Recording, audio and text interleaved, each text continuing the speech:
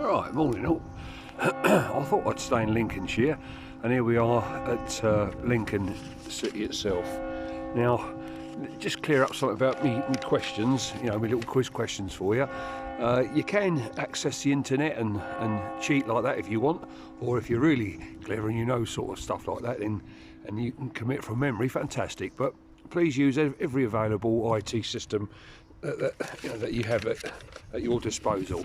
Now, Lincoln, excuse me, it's a Roman town, and it was actually originally called Lindum Colonia, and it was developed from an Iron Age settlement on the River Witham, or Witham, I'm not sure how you pronounce it.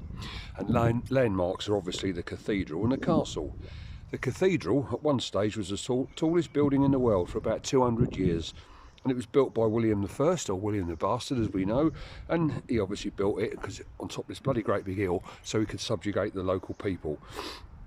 By 1150, Lincoln actually was one of the wealthiest towns in England due to its trade in woolen cloth, and that rings a bell a bit about Lavenham and Long Melford.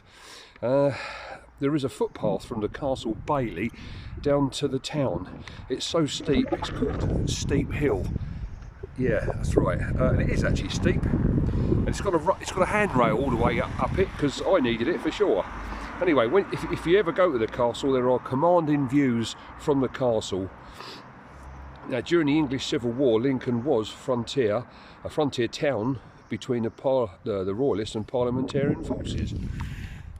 During the Industrial Revolution, Lincoln saw a resurgence in its prosperity due to heavy engineering, and believe it or not, the first ever tanks were invented, designed and built in Lincoln. They were called tanks because there wasn't a name for them, and someone said, well, they look like a water tank, so they were called tanks, and they've been called tanks ever since.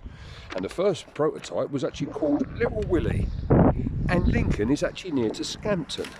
So I thought I'd just trawl over to Scampton and have a look around. So let's have a look at Scampton itself, shall we? I don't know if you know, but during World War II, it was home to the Lancasters Bomber Command, and the famous flight, Squadron number 617, was led by Guy Gibson VC, and the Dam Busters raid.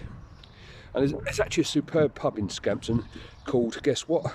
The Dam Busters Inn, and it is full of memorabilia of Scampton Airfield and 617 Squadron, and it also does excellent real ale and good scoff.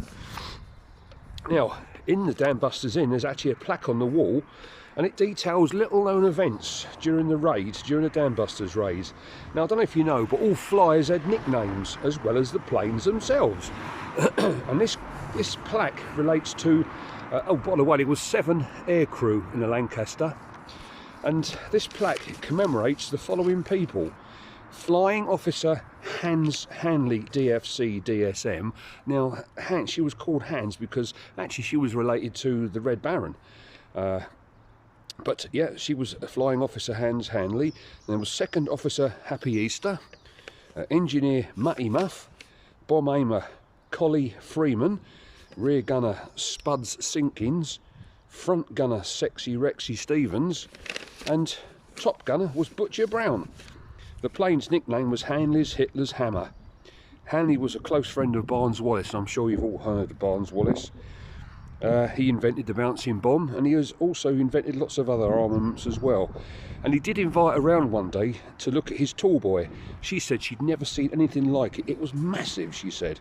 Anyway, Hanley's crew flew alongside 617 Squadron, taking aerial photographs of the raids. They all returned home safely. See you tomorrow.